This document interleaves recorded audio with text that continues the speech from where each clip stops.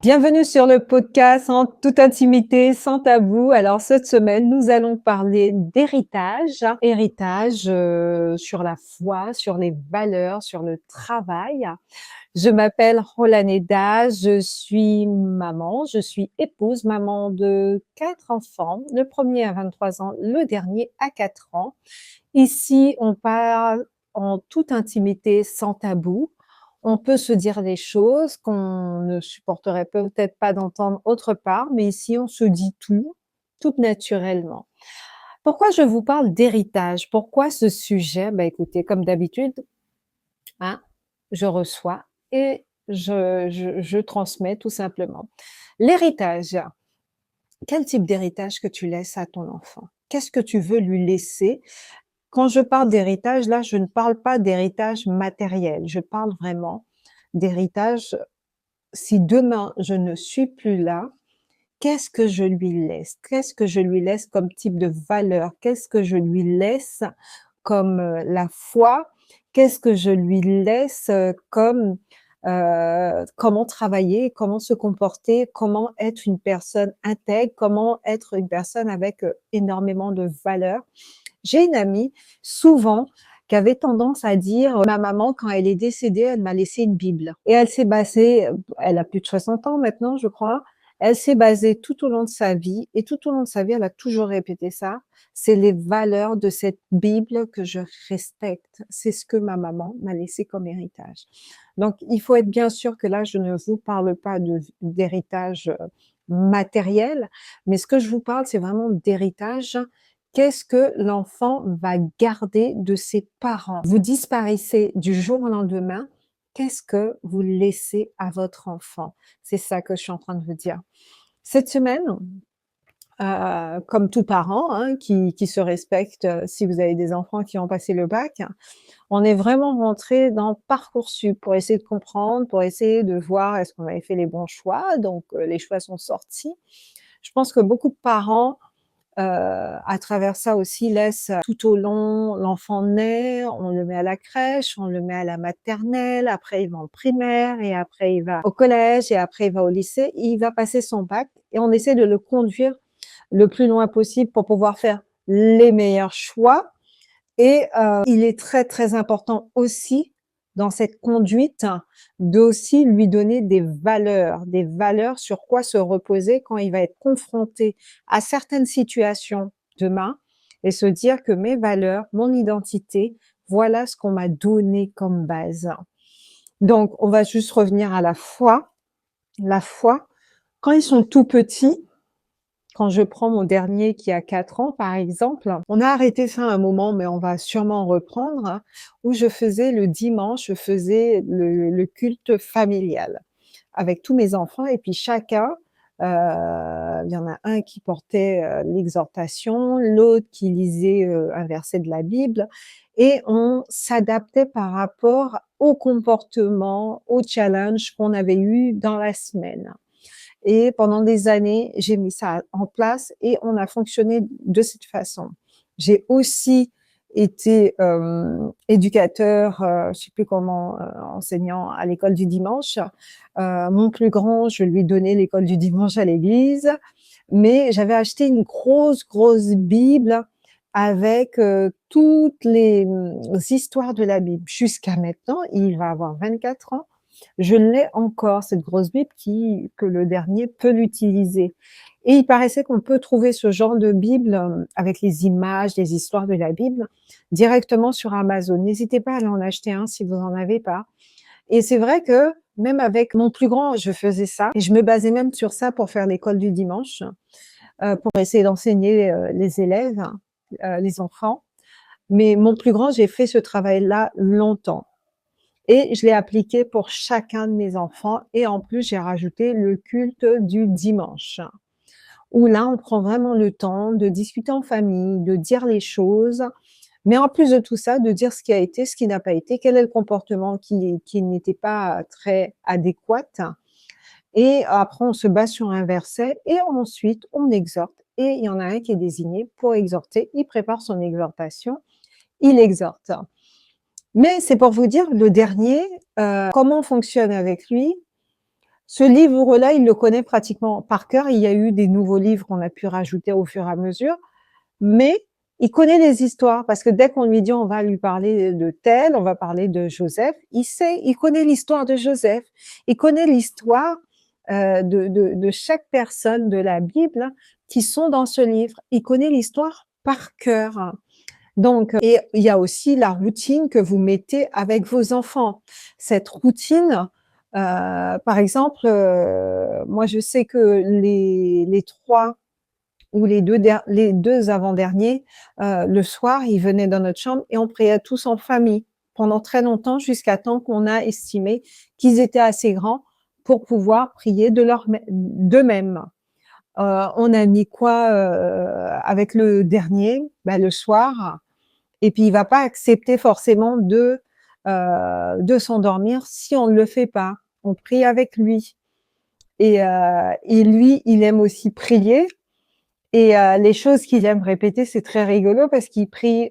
Si on fait une prière, on veut faire une prière rapide, il va vous reprendre, il va vous te dire, ah ben j'ai pas prié, j'ai pas dit, Seigneur, protège mon papa, protège ma maman, protège ma Lia. Lia, c'est sa petite cousine. Protège la maman de Lia, protège le papa de Lia, protège le frère de Lia.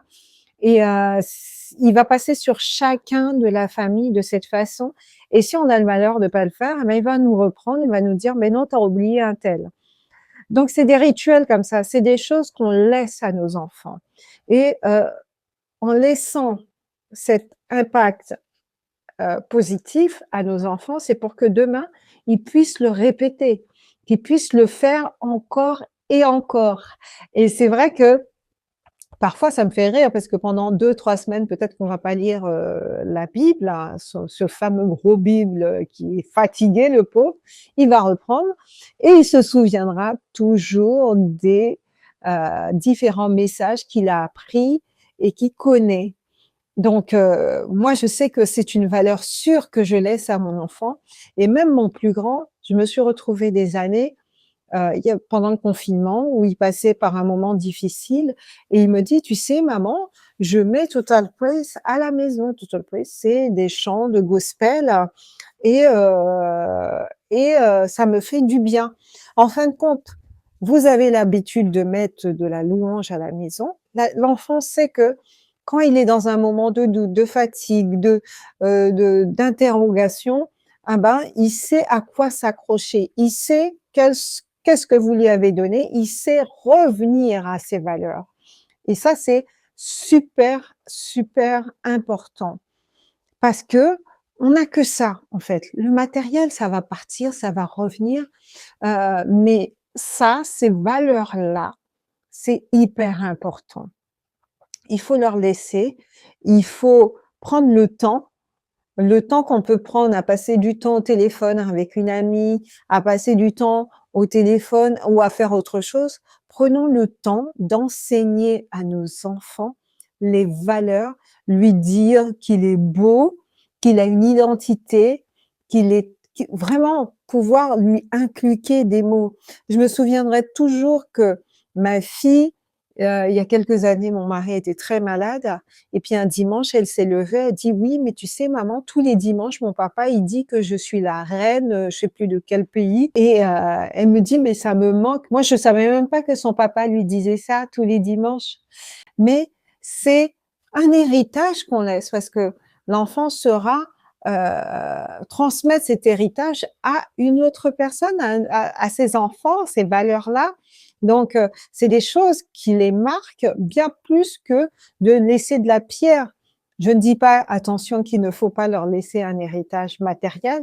Ce que je dis, c'est que demain, on disparaît du jour au lendemain, l'enfant sait que ma maman, elle avait telle valeur. Mon papa, il avait telle valeur. Ma maman n'était pas une personne qui était en colère, qui n'échangeait pas avec les autres, qui échangeait avec les autres, qui était assez courtois, assez bien élevé.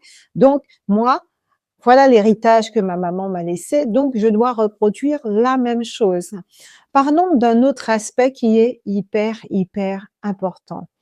L'éducation financière, j'en ai pas parlé au début, mais c'est très, très important d'éduquer un enfant dès son bas âge parce que tout à l'heure, avant de vous faire le podcast, je vais sur le compte de mon fils et je vois 1,52 €. Et là, vous comprenez qu'il y en a une qui a compris ce que ça veut dire l'éducation financière, mais il y en a un qui n'a pas compris en fait, qu'à un moment donné, c'est pas parce qu'on a qu'on doit tout dépenser. Et là, ça, c'est vraiment un héritage parce que à son échelle, il dépense de cette façon, mais quand il sera parent, quand il sera dans sa maison, il va pas savoir qu'à un moment donné, il faut laisser un petit peu, il faut pas tout dépenser pour dépenser. Il faut se discipliner. En fait, c'est tous ces héritages-là qu'on laisse à nos enfants. Parce que ça m'a marqué, en fait. Et autre chose encore, revenons, tu es un parent qui fait des business, tu es un parent qui entreprend, qui fait plein, plein de choses. Prends le temps de dire à ton enfant, accompagne-moi sur tel site, viens voir ce que je fais, montre-lui, éduque-le. Parce que demain, peut-être que tu ne seras pas là, mais peut-être qu'il saura reprendre cette entreprise. Ne dites pas non, il va pas aimer ou quoi que ce soit. Prenez le temps de les éduquer très, très petits à aimer investir, aimer entreprendre, aimer faire les choses. Je sais que en France, nous sommes dans une société où c'est beaucoup le salarial qui prône, mais laissez-moi vous dire qu'avec le salarial, on ne va pas aller loin et on n'ira pas loin. Surtout cette minorité. Il faut entreprendre. Il faut bien comprendre que nos enfants, si on les inclut pas ça maintenant, ils vont grandir avec cette mentalité qui n'est pas super, super. Il faut des gens qui sont dans le salarial, mais il faut aussi des personnes qui sont porteurs, qui investissent pour pouvoir supporter d'autres charges beaucoup plus importantes. Et ça, c'est dès qu'ils sont tout petits. Leur montrer ce qu'on fait, leur montrer la valeur de l'argent, la valeur du travail. Prenez ce temps-là parce que c'est vraiment super important. Peut-être que là, tu te dis, ah ben, quel type d'héritage? Je n'ai rien, je ne possède rien. Si, tu possèdes quelque chose. Tu possèdes qui tu es, tu possèdes tes valeurs, tu possèdes des choses. Et c'est ça que tu vas transmettre. Mon père, je pourrais dire qu'il m'a transmis l'humilité. Mon père, c'est pas une personne arrogante, c'est une personne avec le peu qu'il a, il fait avec. Il n'a pas ce truc de grandeur, mais il m'a transmis cette confiance en moi dans le travail. Il m'a transmis quelque chose. Donc, essayons avec beaucoup d'honnêteté et beaucoup d'humilité, transmettre quelque chose à nos enfants. C'est peu, mais c'est beaucoup à la fois. Et c'est ça qu'ils vont garder. Peut-être que vous allez transmettre de l'argent, de la pierre ou qu'importe, et puis qu'il va aller prendre cet argent pour aller le dilapider. Mais les valeurs que vous allez transmettre vont le ramener là où il doit être. Faisons ce travail. Prenons ce travail de se dire, enseigner la Bible à mes enfants, c'est bien. Prier avec mes enfants, c'est bien. Leur payer des cours bibliques pour qu'ils apprennent, si c'est gratuit, tant mieux. La parole, c'est bien. Parce que dans leurs études, dans les relations avec les autres, ils vont toujours placer ça avant. C'est ça qu'il faut faire comme travail. Si aujourd'hui, tu te dis, c'est de sortir avec eux, de leur faire kiffer, ça aussi, c'est bien. Mais à un moment donné, il faut s'asseoir en tant que parent. Et il faut faire ces choses-là parce que c'est gratuit, c'est juste du temps. Mais c'est du bon temps. Si vous investissez plus dans vos enfants que d'investir dans les gens à l'extérieur, demain, vous êtes plus là. Il n'y a personne qui prendra soin de vos enfants de la même façon que vous vous prenez soin. Moi, j'ai mon beau-frère qui est décédé en 2020. Il y a de la famille ici. Après les frères et sœurs proches, le reste, ils ont bénéficié de ce frère. Ils ont eu des choses. Et pourtant, leurs enfants, quel est le retour?